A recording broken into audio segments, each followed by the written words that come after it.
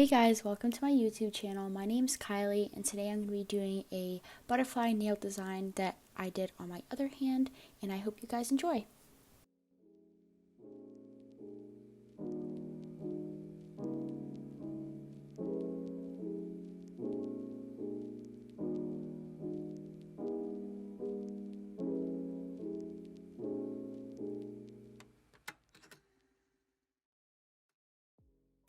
I'm going to be using my Melody Susie drill and drill bit. I believe this is called a cone drill bit, but I'm not quite sure. I also do use the ball drill bit, but unfortunately I'm not able to find it.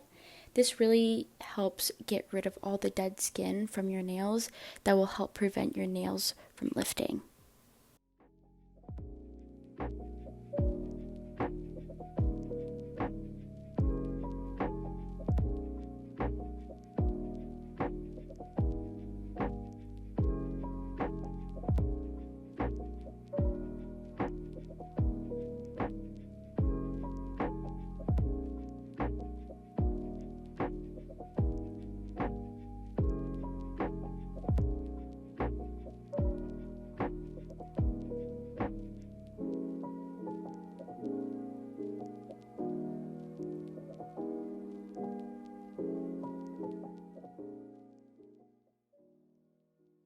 So next I'm going to be using my fine grit sanding band on the lowest speed.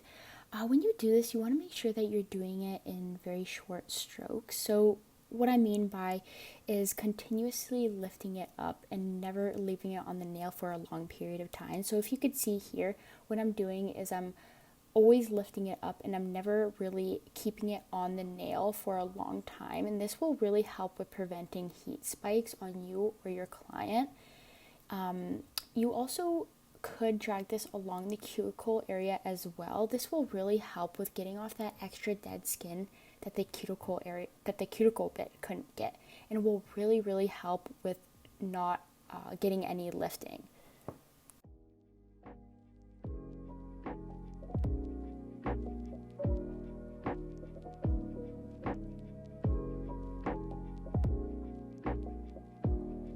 So now I'm going to be measuring out my nail tips. I got these ones from Amazon. Would I recommend them? Probably not. They are a plastic nail tips, so they are better for press-on nails, but you know what? I'll use them for now until they run out and then I'll get new ones. But when you're measuring these tips out, you want to make sure, again, like any nail tips, you want to make sure that they're sidewall to sidewall. For my thumbs, I do get a little bit of an issue. I do get a gap in the corner of it, and later on in the video I will show you how you could help that if you do struggle with the exact same thing. It does help a lot, and it will help you with your thumbnails fitting properly.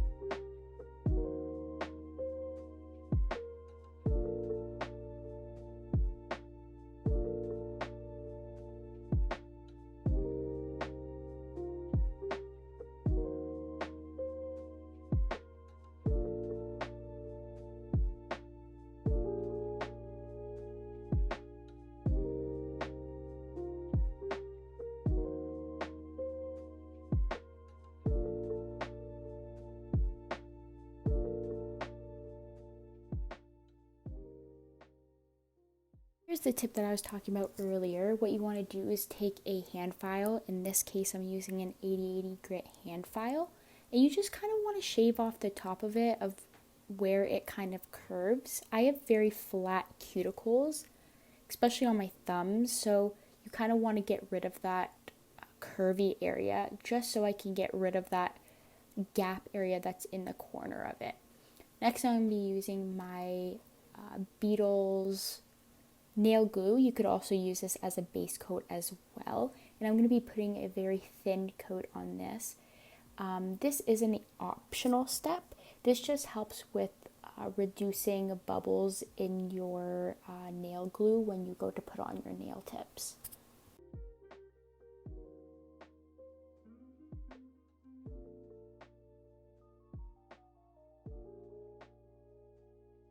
So here I'm going to be using my fine grit sanding band again, and I'm going to be etching the inside of the tips.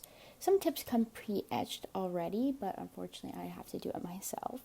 I also do on top of the cuticle as well. This will help with making the cuticle a little bit more flush, and it will save you a little bit more time after you put on the nail tips as well.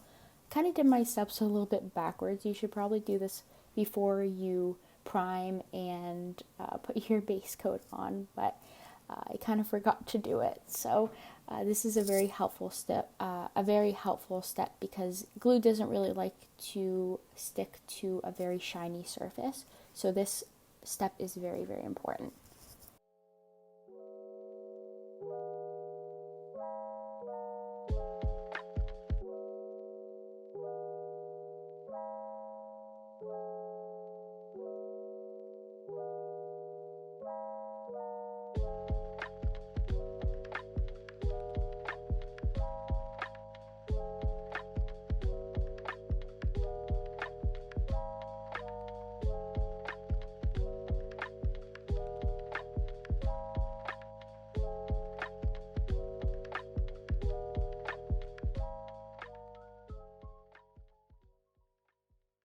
Next, I'm using my Madones. Oh gosh, I don't know how to say it. It's from Amazon. It's a flash curing lamp. I think that's what they're called. I'm not sure. But I'm going to be using my Beetles nail glue as well. And you're going to be doing like a thin coat and then do kind of like a glob at the end of it.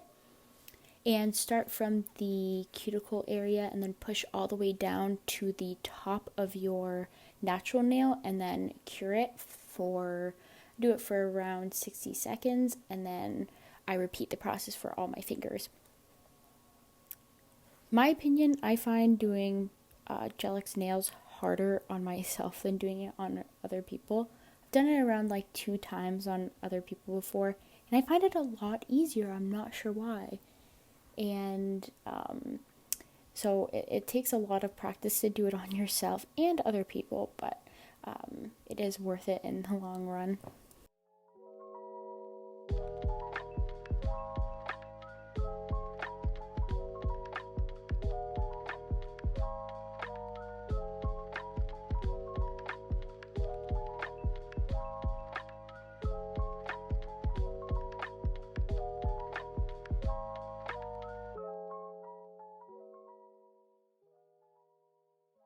And then after you're done doing all your fingers, you want to make sure that you cure it in the lamp for 60 seconds or a minute and a half. I just like to do this just to ensure that they are glued on and they're stuck on there and they're not going to fall off.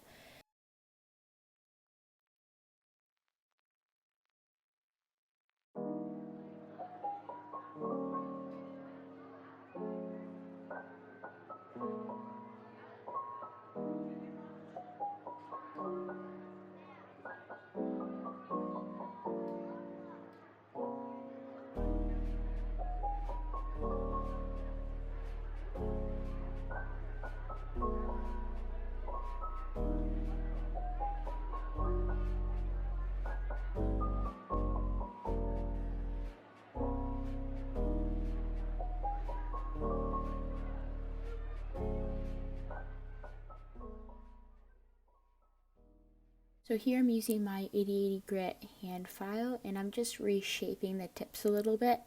They get a little bit weird when I cut them, so I just reshape them and make sure that they're nice and crisp. This makes it easier, so at the end I don't have to do any reshaping or anything like that, and they don't look all weird. And I also make sure that I straighten out the end of the tip, because I always find it hard to cut my own tips and I make them all wonky, so I make sure to straighten those out as well.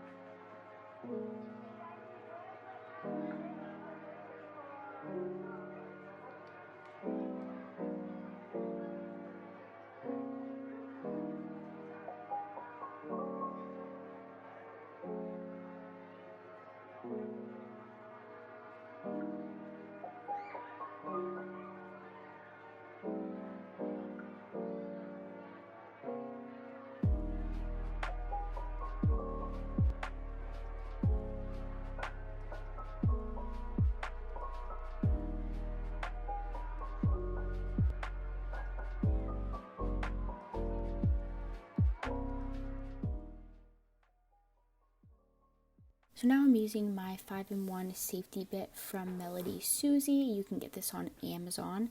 And with the safety bit, it does have a round area, like a smooth area that you can get really close to the cuticle area. This will help get that cuticle area nice and flush and natural looking.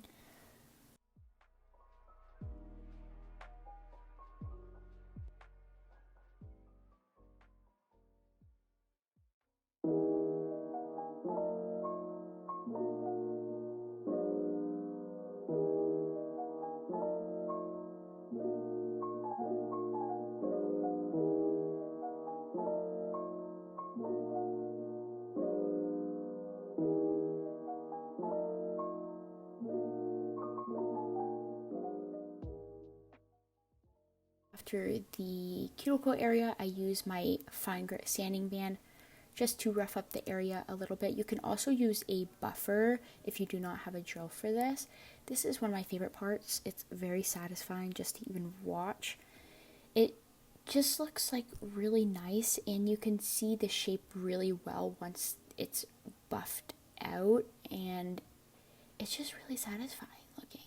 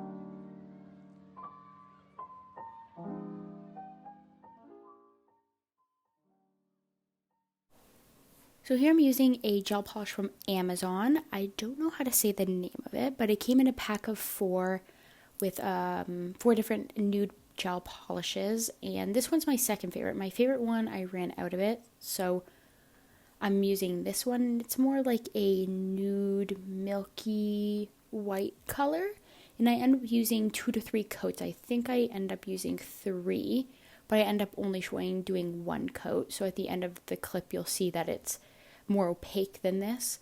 After doing this coat, I end up wiping the side just so the shape stays nice and crisp.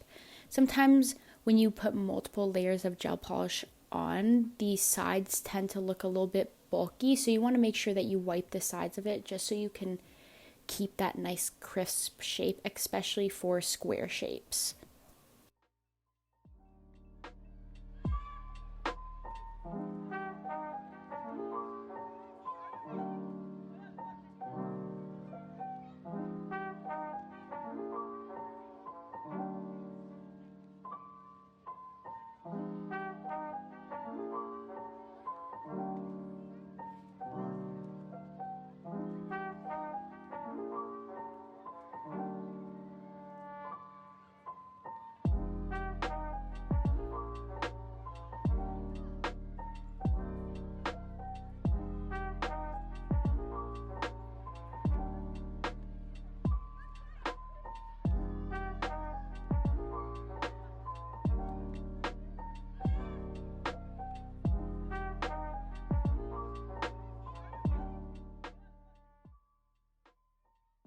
Now it's time for the nail art. So I got these brushes from my local nail supply store, but you can definitely find a bunch of them from Amazon. And in between each, I just clean it off with a little bit of acetone. That's what's in the little bowl beside me or in front of me. I'm definitely still a beginner at nail art, so I'm still learning how to do these tips and tricks on the way. But for these butterflies, for the bigger wings, I kind of make a V at the top and make them a little bit thicker. And the bottom ones, I mimic the same thing that I did on the top, but make them a little bit smaller. I do find doing this is a little hard.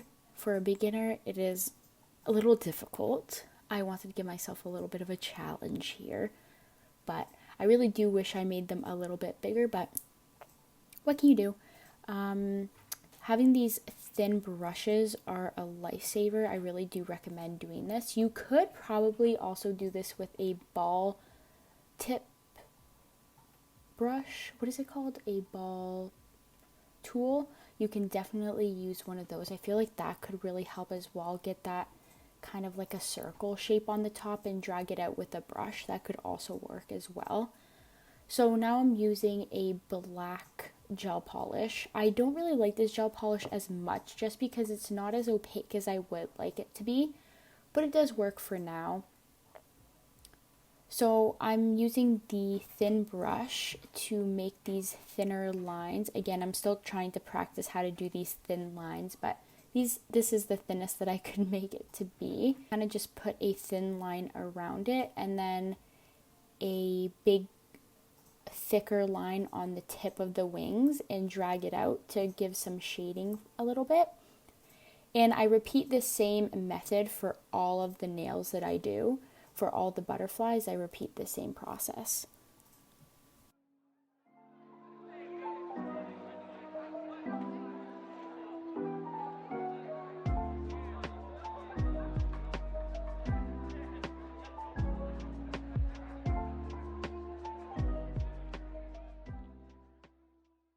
So for the stars, you want to use your ball tool and dip it in whatever polish color you're using. In this case, I'm using black and white. And using your nail art brush, you're going to drag out that polish that's in the middle and make two longer stripes, I guess, on the top and the bottom. And on the sides, you want them to be a little bit shorter to create kind of like a star shape. These are really popular. They're really cute. I love the look of this. And I repeat this same method on all of my hands.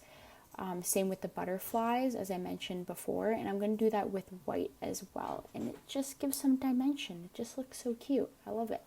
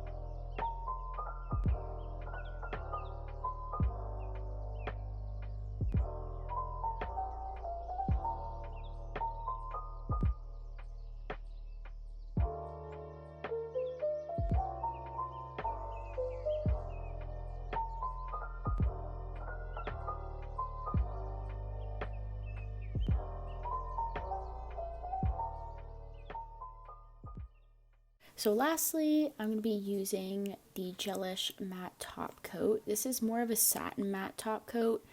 I didn't know that when I bought it, but it still looks cute. I mean, it still brings out the nail art and everything, but if you're looking for more of a matte top coat, I don't recommend this one.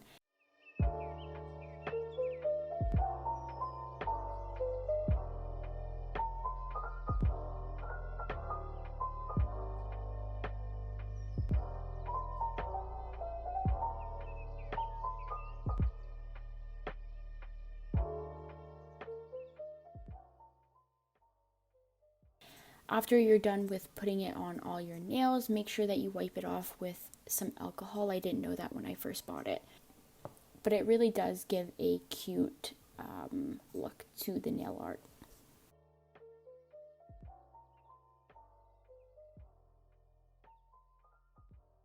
So now the last step is putting the rhinestones on. So I got these from Amazon, and I got the rhinestone picker-upper thing from Amazon as well. They came in a pack. And I'm going to be putting some rhinestone glue on with the brush and putting on the rhinestones in the middle of all these stars.